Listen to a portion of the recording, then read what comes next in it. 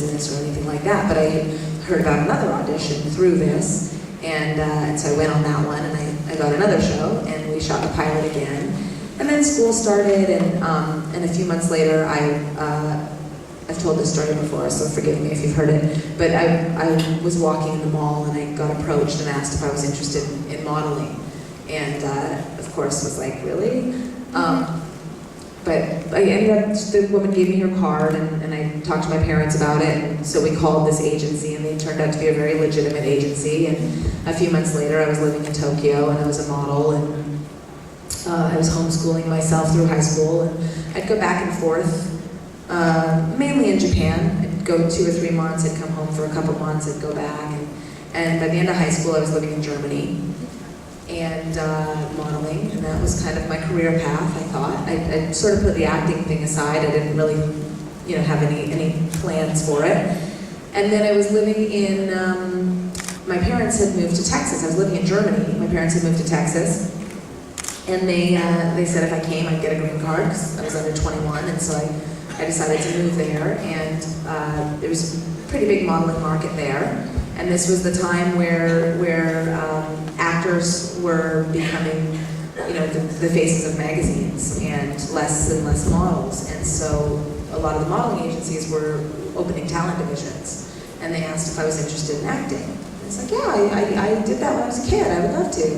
And so I booked my first movie. It was the first audition I went in for, and it was called Pendulum, with one of your fellow Kiwis, Rachel Hunter. And so I shot that movie, and I just loved it. I was like, oh yeah, I like this. This is cool. I can eat in this job, and I get to do something other than stand in clothes. And so yeah, I just started working a lot. Texas was really becoming an interesting film market as well. Austin has always been a very big independent hub for independent music, and it was becoming a hub for independent film as well. And studios were popping up. Sandra Bullock opened her studio, and Steven Spielberg was shooting movies there, and Robert Rodriguez opened his studio. And so I just did a slew of independent films, and that's when I moved to LA. And then since then, I've pretty much worked in television. So film is something I really would like to get back to. And I feel really lucky. I've been able to build my career as I've built my family. So I feel for the last 8 or so years, I've been able to sort of do a show and have a baby, and take the time off when I need to, and work when I need to. So it's kind of been my journey. Hi. Hi. Just going back to what you were saying before about living in Tokyo and Germany. Did you learn any of the native tongue? I learned a little bit of Japanese, not as much as I wanted to. Of course, if you're in any type of international business there, usually they're trying to learn English. So I sit in a makeup chair for an hour with someone who's trying to move to LA or New York, and so they're trying to learn their English. So it became a little difficult for me to practice my Japanese as much as I wanted to. I did pick up, enough to get by. I'm sure if I went back, I'd pick it up again. And then Germany as well. So they're German as well. I spoke a little bit, but not enough to have a conversation. I could ask where the bathroom was and stuff. I could get a cab from the club to my apartment. That was good. If you were going to write a movie for yourself, how would that movie go? Interesting. My comic book, Agent Mom, was kind of something that was inspired, that I thought would be fun to do given my science fiction background. She is a superhero, or a special agent rather, and a mom, and she sort of balances this espionage life with a family life. And I feel like that would be a fun. It's a little, Alias meets Chuck meets Mr. and Mrs. Smith. So I think that would be a fun project to work on. I like heists and adventure movies and action movies, but I would really like to do dramas.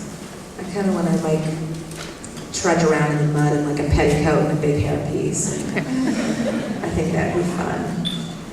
it sounds fun, and then you do it in like the winter in a rainstorm, and you're like, why did I want to do this again? That's the best part of our jobs. Hi. Hi. Great hair, by the way. Thank you. I just wanted to ask, if you could have played any other character in SGU, male or female, who would you have wanted to be? My favorite character in TJ is Greer. I think he's like crazy. And then I've told this as well, so forgive me if I'm repeating myself to you, but I actually originally auditioned for Chloe. And this happens a lot in the audition process. You know, they don't have any faces to the characters they're writing. They've written a character with an idea, and then someone has to come in and bring it to life. And so it happened to be on Painkiller Jane. I actually tested for the role of Jane, and they ended up hiring Kristanna Loken to play Jane, and I played Maureen. And with Universe it happened. I went in and read for Chloe. No, first I read for TJ. And I got the sides, and I went in for the audition, and they said, oh yeah, they love you, they're gonna test you. And this was in October of 2008, and the test was gonna be in December. I was like, well, it's a long time away, I don't know, okay, we'll see if it happens. And then they called me back a couple days later and said, no, actually they want you to come in and read for Chloe. And I was like, really? I don't know. And there was no script available at this point. It was just, 2 pages here and 2 pages there, and character descriptions. And so I went in and I read for Chloe, and I didn't really feel right about it, but they were like, yeah, no, they're gonna test you for Chloe. I said, okay. So they tested me for Chloe in December, and me and Elise, and I think 2 or 3 other girls tested, and I so was not Chloe. And I knew that. I was like, I don't know about this. And so they called me back. Actually, during the test, they asked me to wait, and they let everybody else go. And then they came and talked to me, and they were like, how would you feel about coming back tomorrow and putting yourself on tape for TJ? And I was like, I would love that. So I did that, and then I got the offer to play the role. So, yeah, but if I could choose, it would have been Greer. Which, by the way, Jamil didn't test for Greer either. It was a totally different character, and then they reformatted it to Greer, a month or so later. It's interesting the way these things work.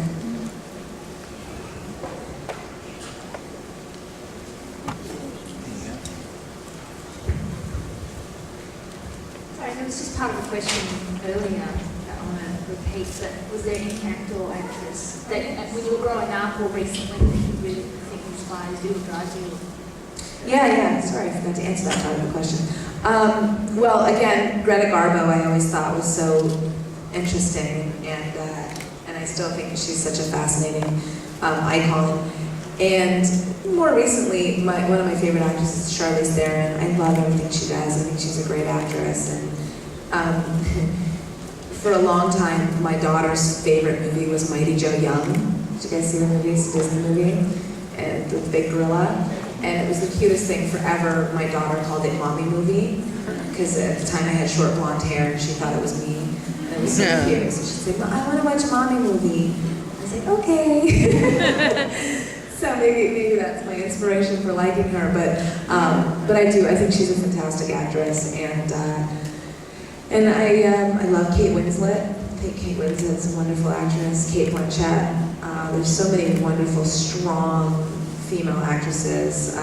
But I want to ultimately have a career like Judi Dench or, Helen Mirren, and just work until I'm not going to work anymore. That's my goal. Hi, Alaina. Hi. Have you seen the last episode of Smallville, and what did you think of it? I have not seen the last episode of Smallville. I did a panel recently with John Schneider, who obviously did the last season of Smallville in the last episode, and we talked about this, and I know there was a little bit of, how did you feel about it? Did you like it?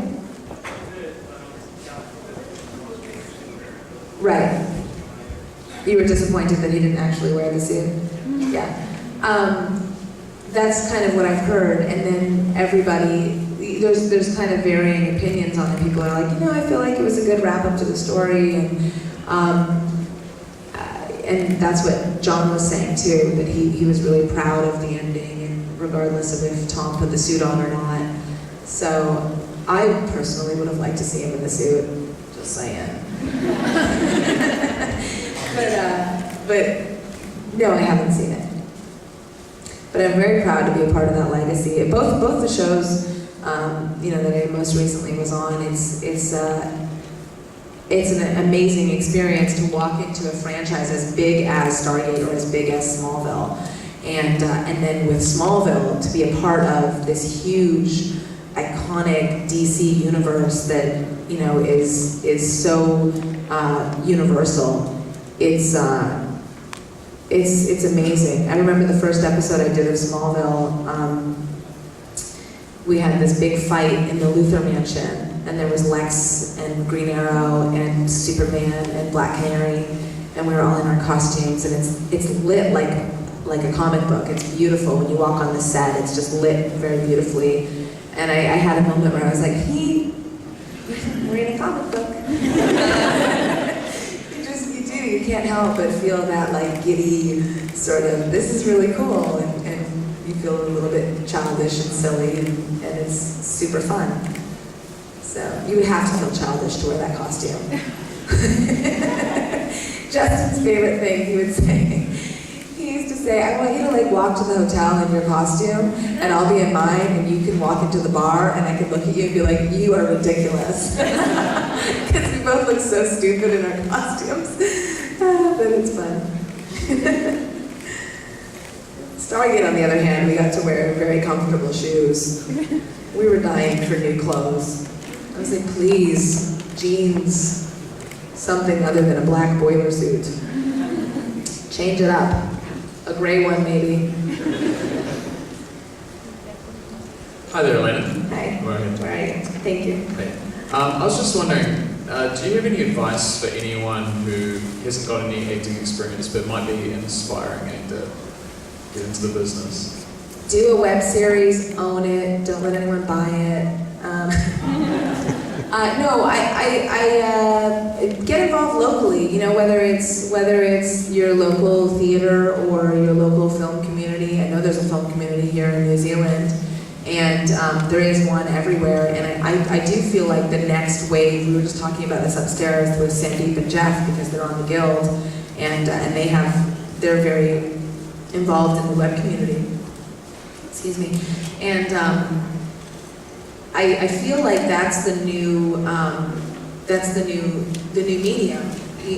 Now we're making movies that are $50, $100, $300 million, and that medium tier movie where actors like myself, which is 99% of actors that are working actors, would make a living and have a career, that's sort of disappearing, and it's being replaced by new media and web series and things like that. So I would say just create your own things. The power is in ownership and creating and being involved, and you're seeing that with companies like Overbrook, which is Will Smith's company.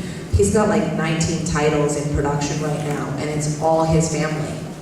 And that's the power that you have now is ownership and leverage. So it's a little easier said than done. But someone like Felicia Day, I mean, she's definitely a pioneer in this web world. Amanda Tapping is another great example. And there's so many resources now, especially in the science fiction world. You can make a really great science fiction and comedy. I feel like do really, really well on the web. They've got enough of an audience and enough of a world community that you can really pull in an audience and then walk that success. If you make a web series and you have enough hits on Hulu or wherever you distribute, and you can go into a network and say, look, we've got a built-in fan base. You've got a lot of leverage there. So that's most of my friends that are actors. That's what we're all doing right now. We're all looking for an opportunity to create and to own. Hi. If you act on another season or more, Was there any storylines that you really would have liked to have seen TJ had or play?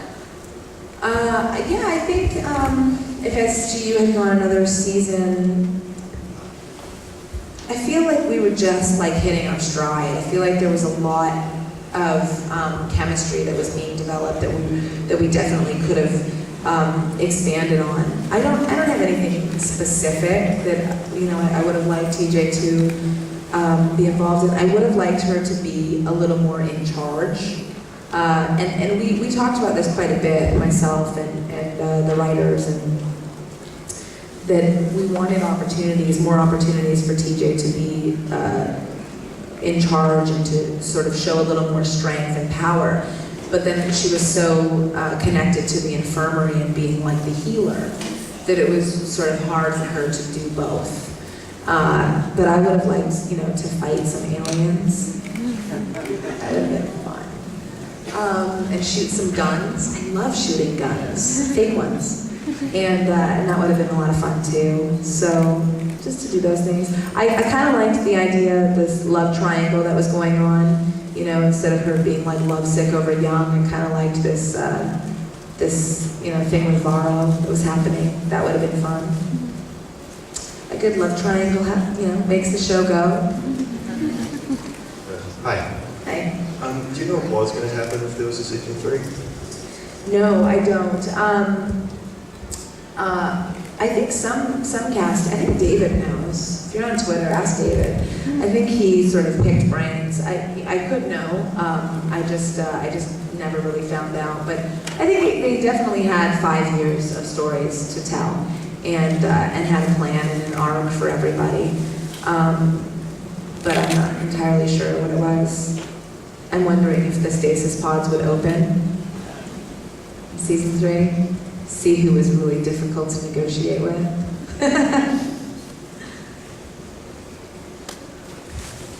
They always like to do that with the cliffhangers. Leave you like floating in space. I think Amanda said that happened to her a couple times. She's like, they left me floating in space. Hi there. Hey. What opportunity do you have as a character to, when you're speaking with the writers, to change your character, to, well not change, but I suppose to influence, I suppose, your role? And you were saying before, obviously, you would have liked to, if SGU had gone further, to have more action on that side. What opportunity, I suppose, do you have in sort of a longer-term series to influence the writers? It all depends on the writers and the staff and how involved they are. Stargate was an awesome existence. Stargate and Smallville were wonderful in that the Smallville, the writers' room was in Los Angeles, so they did conference calls and all of that. But all the producers, including Tom, was always around, and so those opportunities, FaceTime really helps to give you an experience and an opportunity to express your thoughts and to even go out for dinner with your producers and as friends and discuss your character. And Stargate was particularly great about that. Every single person above the line was in the offices that were on the lot that we were shooting. So you could walk up, their doors were always open, and they made a point to tell us that from the very beginning. And I'm not sure if it was because they had a negative experience on the previous shows, but they basically, told us from day one, listen, our door is always open. We release our scripts 2 or 3 weeks in advance of shooting them. If you don't like something, don't go rant about it on Twitter or whatever. Talk to us. We're totally, we're totally open. We want your feedback, and we don't have such huge egos that we can't explain where we want to go with things. And they were very, very good about that. They'd come down and kind of hang out by the cast chairs and say hello, and then just say, oh, by the way, I was thinking of this new storyline, and what do you think? And we'd have our feedback. I think it just depends on how much control you want as an actor. I personally don't want to write the story. I want to read the script and do my job. I think there's other opportunities that I want in my life where I have more control. And being an actor on the show isn't necessarily one of them yet. maybe I'll get there. I don't know. I think you do get there the longer a series goes. You see actors, toward the 4th, 5th, 6th season starting to direct and starting to be more creatively involved in the process. And I think that's a natural progression. There's some new series like Falling Skies, Terra Nova, and the Lost Girl series that have been running for the last 6 to 12 months. Have you had any casting calls or invites to participate in projects like that? You mentioned that predominantly Vancouver is a nest for a lot of those new productions. Yeah. Falling Skies is something that I've talked a little bit with the showrunner now. He used to write for Stargate, and so we've talked a little bit about having me on the show. Of course, unless they have a pregnant person. I don't know if they're going to hire me right yet, but possibly in the coming months. I don't know where Terra Nova shoots. Does anybody know? Australia. Oh, it does? Oh, I wouldn't mind doing that. I'm always up for a job that takes me somewhere else. But yeah, no, absolutely. I feel like television too, especially with my science fiction background, I love the fact that like sci-fi is on mainstream networks now. I think that's fascinating. I haven't actually seen Terra Nova or Falling Skies, but I do think it's really fascinating that there's full-blown science fiction shows on network television. Before you said you prefer to do movies and TV, is there any particular right up the front of you? Thank you. Is there any reason why? Like, what is the advantages of doing a movie compared to a TV show? Other than a TV show, you get a bigger paycheck because it goes for longer. You can. You can also get a big paycheck being a movie actor. Lifestyle, I think, more than anything. When you do a series, it's a wonderful experience, but it's always an unknown. You sign a 6 or 7 year contract and you move to another country, and for me, I dragged my kids there and you enroll them in a new school and you get a new pediatrician and you rent an apartment or a house, and you never know if that's gonna last. So, and then you've got 5 months off where you're paying your mortgage at home and your rent on your apartment, and you have no idea if you have a job. And more often than not, you don't. So for me, that's kind of the draw. Also, I just think it's fresh. You sign up for a movie and you're in it. It's like going to camp. You're like, you pack your bags and you get on the plane and you go and you check into your hotel or your apartment, wherever they put you up, and you know when you're leaving. You go home and everything's in order. You've had someone come by and water your plants and check your mail. And with a television show, it's just a little less, guaranteed. Yeah. Do you have any regrets about parts that you didn't go for that you wish you had now, or things that you did do that you wish you hadn't? Yeah, there's a few movies that I hope none of you ever see.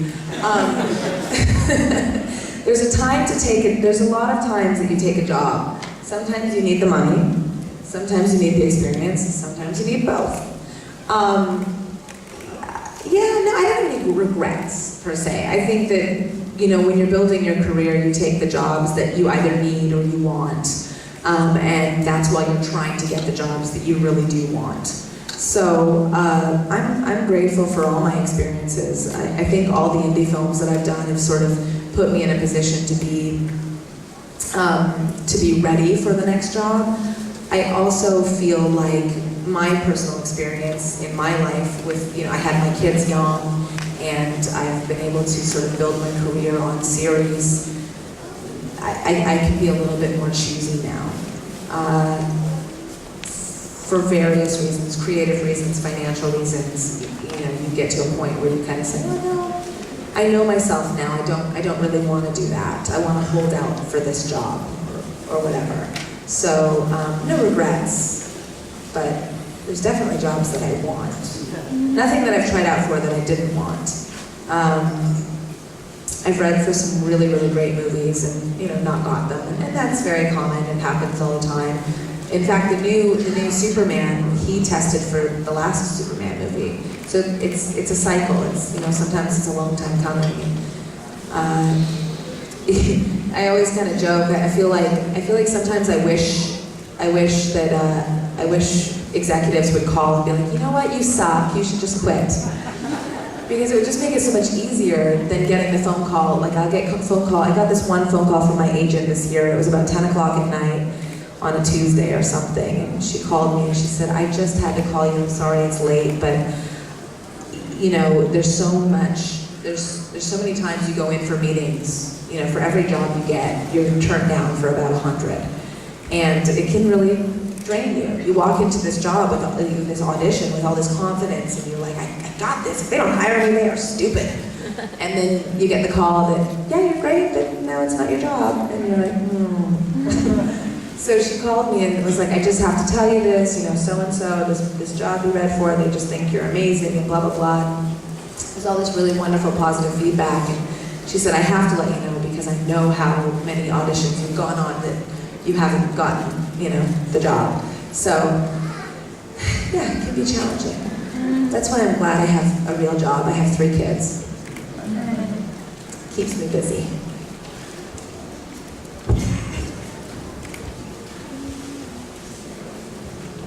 The room's filling up. Is Amanda coming in next?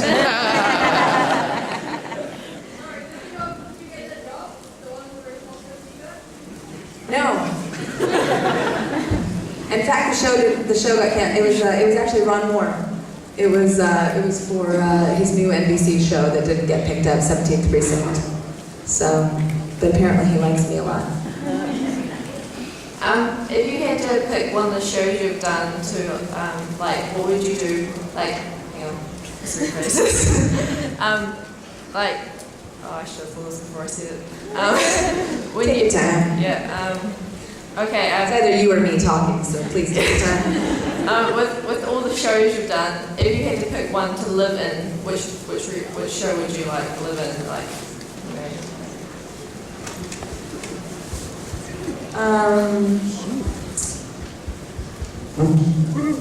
It's a good question.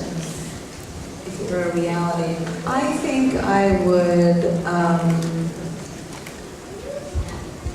I think maybe Smallville, because it was like supernatural enough, but then there was a real life aspect to it. You know, you get to play both sides. I definitely don't want to be stuck on a spaceship on the other side of the universe.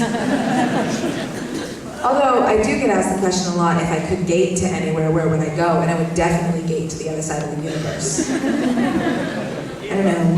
A lot of my castmates are like, I'd go to India and do yoga. Why? You can take a plane. Stargaze somewhere. Go somewhere cool. Right? So, I do want to go to India too, but I know I can take an airplane there. Yeah, I think it would be Smallville. Yeah. Plus, there's a lot of cute guys on that show. It's really hard to go to work, let me tell you guys. I've been away, Alex, so I'm not sure if you've been asked this before. Hello. On a similar vein, if you could stone with anybody, swap stones with anyone in the world, who would you swap? You gotta be careful with that question. If I could swap with anybody? You know, I think, well, there's probably a lot of people that would, you know, be interesting to live a few hours in their life, but I think it would be like Beyonce during a live performance or something. I just want to like sing like that and jump around and be fabulous. Actually, Ming is so funny. She gets like, you know, it's kind of daunting to go on these red carpets because not only do you have to make sure like everything looks okay and you like the right angles and you're sucking in where you need to and all that stuff, but then you have to sound intelligent when you're talking on the red carpet and there's bulbs flashing at you and there's people walking behind you and press people like standing behind people going, hurry up, and you're like, yeah, you know, trying to pretend that none of that's happening. So it's kind of a daunting experience. And so Ming actually embodies Beyonce on the red carpet. So we always do a little joke before we do a red carpet. We're like, Beyonce. I don't know who Beyonce embodies, but so she has her Sasha Fierce. So that's her alter ego. I never got to use the stones though. Kind of disappointed about that. I really wanted to. I think the whole stones storyline, they did use them in SG1, right? Yeah. And SGA? No. Yeah. For some reason, I found them very confusing. Were they confusing on the other shows too?